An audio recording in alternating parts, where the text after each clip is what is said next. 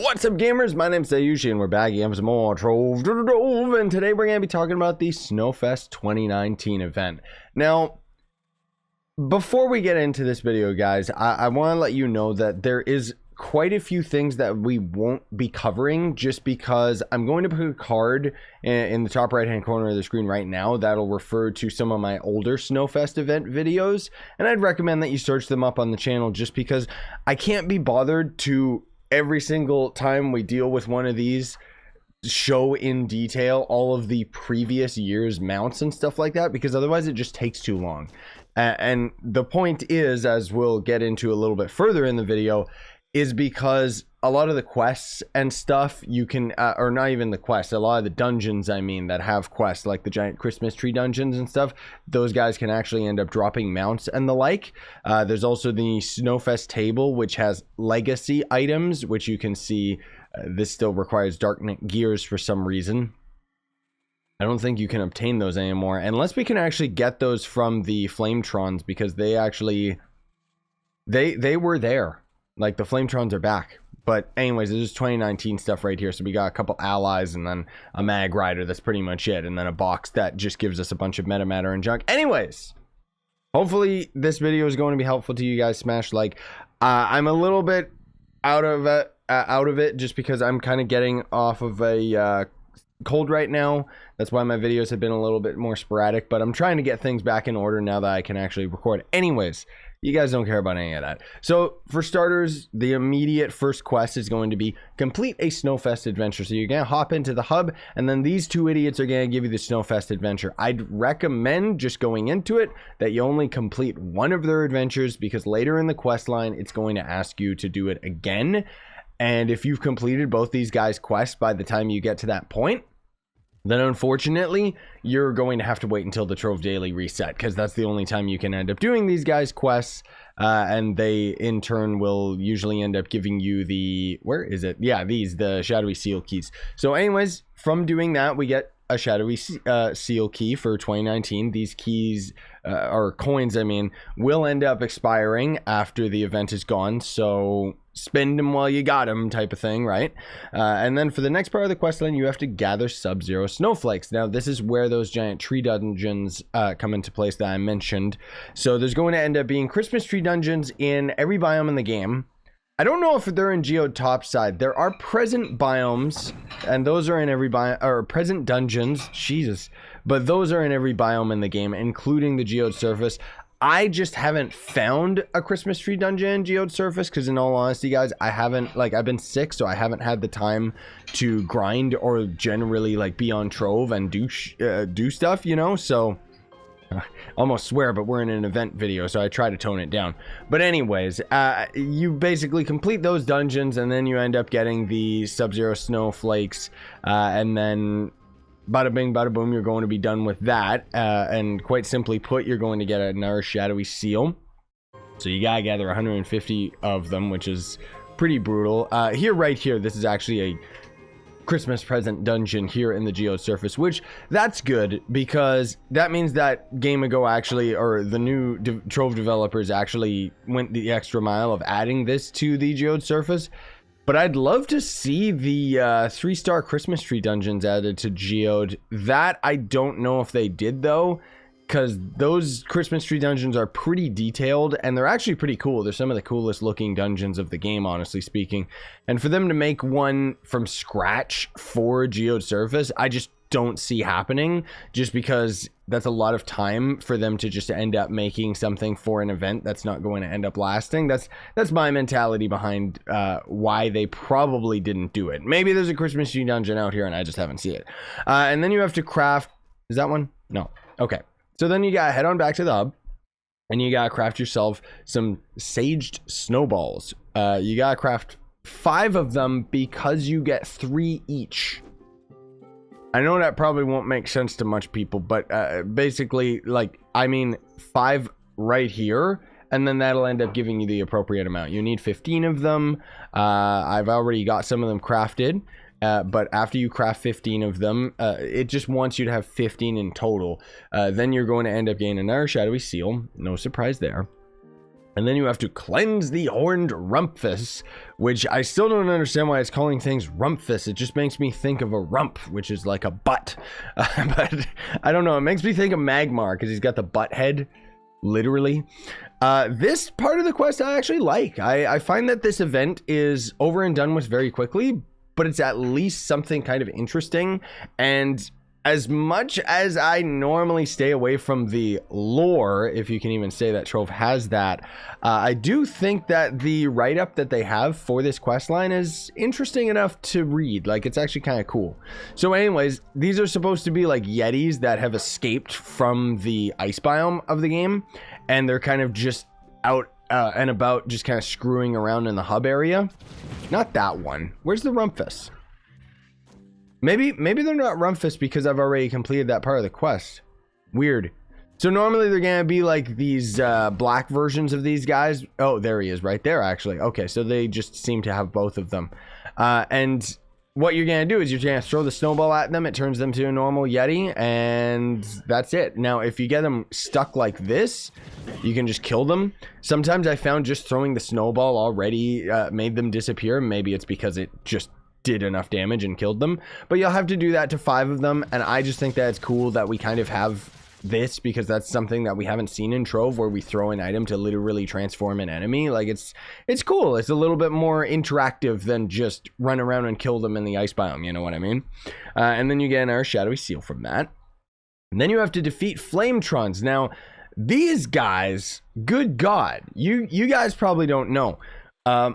Most of you newer Trove players, I should say, don't know, but these guys are crazy because they used to actually be one of the strongest enemies in the game. That is to say, they were invincible a couple years back.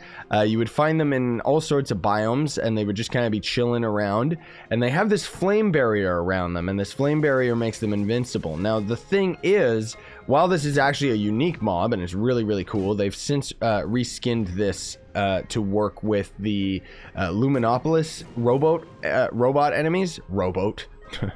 But anyways, in the past, you would disable its barrier, but you would do very, very minuscule damage to it. So you'd constantly have to disable its barrier, as opposed to now where we disable its barrier and maybe the barrier comes back. I honestly don't know, but I can just kill those things fast enough that it doesn't really matter. Let's actually test it out on this guy right here. Let's disable his barrier and see if it comes back. I'm assuming it doesn't, because it's a lot better if it doesn't, honestly speaking. Yeah, it doesn't seem to. Okay, cool. And these guys are actually pretty handy because they'll usually end up giving you quite a bit of really good loot, as you can already see. Like the, you know, the drop tables for them is actually really, really nice. Sorry, guys, not doing Shadow Tail right now. You gotta defeat 3 of them. Obviously, again, our Shadowy Seal, but again, a nice little bit of interaction from the player rather than just killing things. That has this event being kind of interesting. And then they kind of just drop the ball with this next part of the quest, where you have to smudge the Dragonfire Peaks. You literally go here and just throw 5 snowballs on the ground. But they do kind of hint at the fact that you can throw it onto lava. And here's the thing that's actually really cool about these snowballs. They've actually used them in previous, previous events. And what would happen is you would throw these snowballs on any surface on the ground, and it would transform those blocks into ice temporarily. Now it transforms lava blocks into ice, like permanently. I don't know whether or not, let's find out whether we can actually do this in the club world, but I really, really wish that they would utilize this mechanic for builders.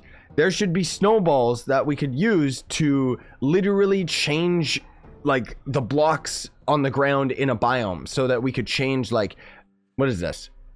My dear friend Tom was on the roof when the sword from Mario RPG fell from the sky. I hope he's all right. Excuse me? Was that here before? Oh, he's dead. I don't know if that was there before. I don't remember seeing this little path jut out towards the sign. But anyways, I just think it would be really cool if we could throw a snowball down, and then we could, like, this could be ice on the ground, like maybe an ice snowball or a lava snowball, or even not even like changing it into liquids. Okay, so we can build in this area. Let's try it out. Oop. Ah, it doesn't work in the club world. That's too bad. That would have been kind of interesting. Maybe it would have been too cheaty. I mean, I didn't expect it to work, but I figured we would try it out. I still really, really wish that they would add different, like lots and lots of options for these snowballs. I could even see it being like a very bare minimum Trove paint tool. You know what I mean? Because we don't have really an option of just painting a block. We always have to destroy it and replace it. So even if we had like maybe a red snowball or a red paint ball, get it? And then we could just throw it at this location using this to judge it, and it would just transform the blocks into red blocks or blue blocks. Maybe even just focus on the prime colors, or eventually end up adding them all. Anyways, that's just food for thought. Hopefully the developers would think of doing something like that in the future, but we'll continue on. So after you smudge the Dragonfire Peaks, you end up, of course, getting an Air Shadowy Seal. And then last but not least, you have to, as I mentioned, complete another Snowfest adventure, which is just going to end up being that dude in the hub. So you just grab his second quest and bada bing, bada boom, you're done. I'm not exactly sure what the second guy's quest was. These guys' quests were very forgettable. Like, this person wants us to make a donation, and this guy is oh, he's just cleansing the horned rumpus. Okay. But while you're making these donations, like this right here, the donation station is quite literally you just exchanging various items, some of them ridiculously unbalanced, by the way. Why did it say, yeah, look at that, it actually says designed by Definitus. Why? Very strange. Anyways, you can exchange various resources. I'm not exactly sure what you end up getting from it. Let's actually exchange 10 of these right now and see. Okay, yeah, so these just give us adventure chests, as I expected. Not a big deal. But then there's also going to end up being this warm fuzzy feeling. I think you get these from Yetis, and I'm pretty sure it's just video effects. Like, you literally just use it and then nothing happens. There was people speculating that it would be like, oh, it's a secret badge or it's a secret item that you use for a quest later on. It's Trove, guys. There's no Easter eggs in this game. It literally just does that. Boop. It just makes you glow a heart. That's it. It's over way too quickly, but whatever. More VFX to spam, right? Now, the other things too that I do want to mention, again, like I said at the beginning of the video, guys, there is the Christmas tree dungeon, there's the present dungeons, there's all sorts of things that can end up happening within those dungeons that the game doesn't really explain. And these are things that have happened in previous years. That's why I know about it. So while you're completing the Christmas tree dungeons and completing the quest lines, or not the quest lines, but just completing the dungeons in general, killing the Yetis and junk like that, you actually have a chance of having various Christmas items drop. So I actually had one of them drop for me, which is the bouncing bauble. There you go. And I think there's 2 other items that can drop from it. There's like a Christmas present worm that you sit on, and then there's another one or something like that. And then the Christmas present dungeons as well, I think, can end up giving you bouncing present mounts or something. Or maybe they just give you these Snowfest mystery boxes, I think. I'm not exactly sure. I'm not entirely sure about that, but that's why I'm saying, again, refer to my older videos, because today we're just focusing on 2019, okay? Because otherwise I'm just going to end up making these videos longer and longer and longer as we end up talking about each and every single little detail that is from the previous events. Thanks for watching, though, gamers. Smash like, sub for more, and if you're new to Trove, use that sign up link in the description, and then anything you buy out of the cash shop, I'll end up making a cut. Dino and stay epic, gamers.